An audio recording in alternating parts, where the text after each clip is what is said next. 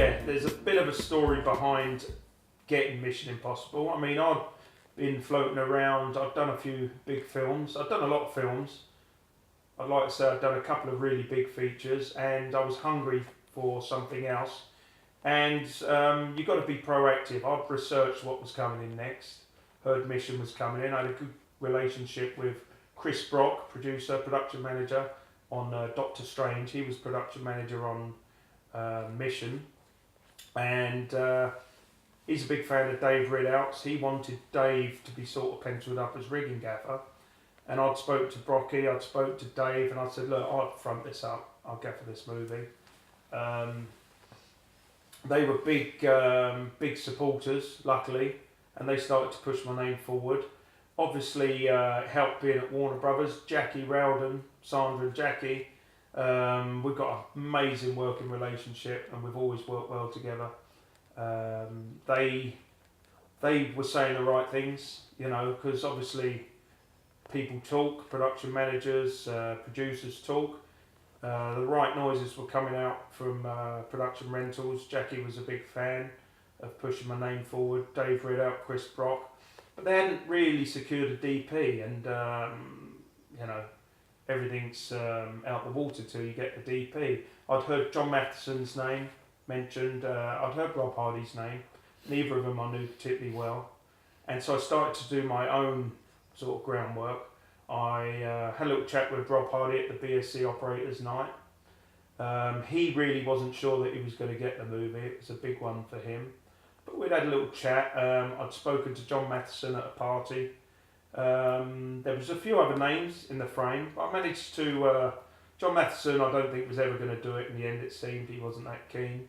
There was a couple of other DPs, but Rob Hardy eventually got the nod for the job, and at that point I bumped into him at a party as well.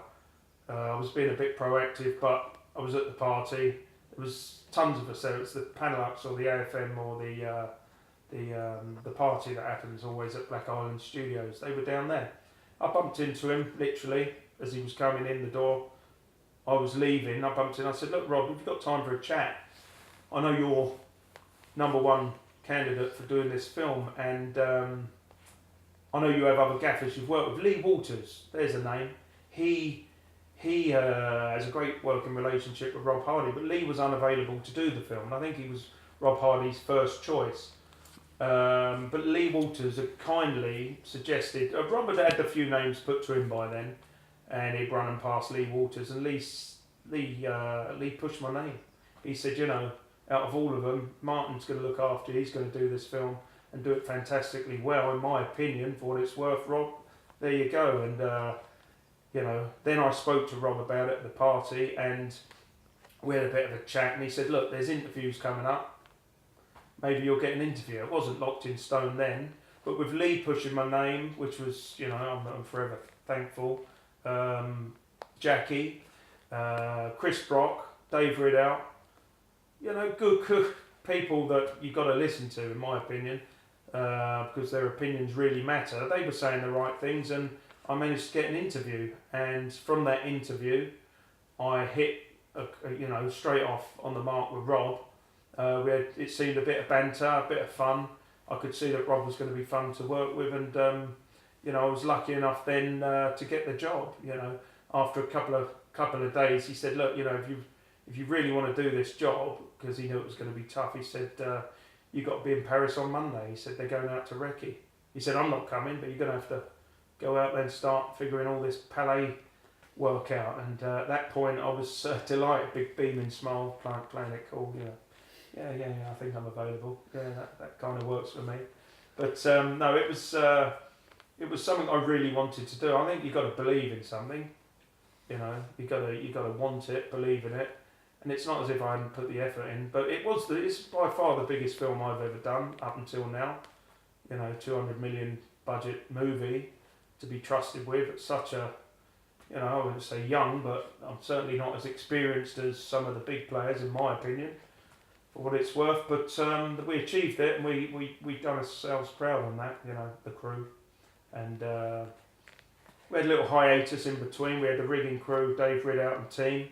and then that hiatus came along. I kept the same shooting crew, and after the hiatus we had Paul Stewart and Warren come along, Warren Ewan, and they took over and done a fabulous second part of the movie. I'm just thankful we had some great guys to support us. It was a particularly difficult movie, shot in 5 different countries, and we had some fun doing it, more importantly. It did, yeah. There was obviously an accident occurred halfway through the film, doing a jump off the roof down in London, and nobody really knew to what extent Tom had hurt his ankle. We all knew it was pretty bad because you saw it bend on the slow-mo when you watch it back during rushes and whatnot, but nobody really knew. It wasn't hushed up, but nobody really knew what was going to happen. And it turned out we had a big speech at the end of Wrap after shooting some exteriors somewhere without Tom in it, that he'd broken his ankle and he was going to be out for 3 months. Well, they said 10 weeks at the time. And of course everyone then has to take stock, and people, you lose crew. We lost the rigging crew, unfortunately. We lost some of the shooting crew. Everyone was going to be laid off. There was no paid hiatus that we were led to know about that anyone got. I'm sure there was a few people, but we weren't going to be paid. And it was whether or not you want to stick with the film or whether you want to look for something else. I got offered something else in the meantime, and I was in 2 minds. But indeed, we had, myself, 6 weeks off from when I wrapped to when I started prepping to go back on the shoot, and 6 weeks seemed to me like a lifeline to take a deep breath and recharge the batteries. The crew went off. Some people done commercials. I'd done a couple of little jobs. I took a holiday, and it actually turned out as a bit of a godsend, in my opinion, that the film had got steadily harder and more out of control and more crazy, and at that point everyone needed a break, and therefore it came at the right time. Unfortunately, not great for Tom, but for everyone else, we got a holiday halfway through, what turned out to be a 14-month roller coaster for me, and it was well needed. We took the family away and sort of made up again after being away for so long.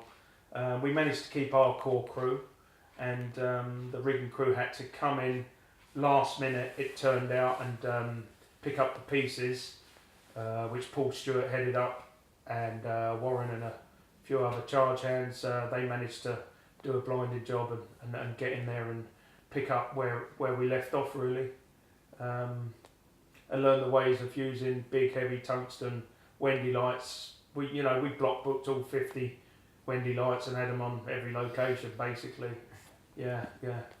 So the rigging crew had it tough. Their eyes were open pretty quick, but they're used to doing these big numbers. So, Paul took it in his stride. Luckily, I think I drove him mad, as I probably did Dave Ridout. But maybe that's my job, to keep on them a little bit, in the nicest way. But the hiatus came as a great respite for me personally.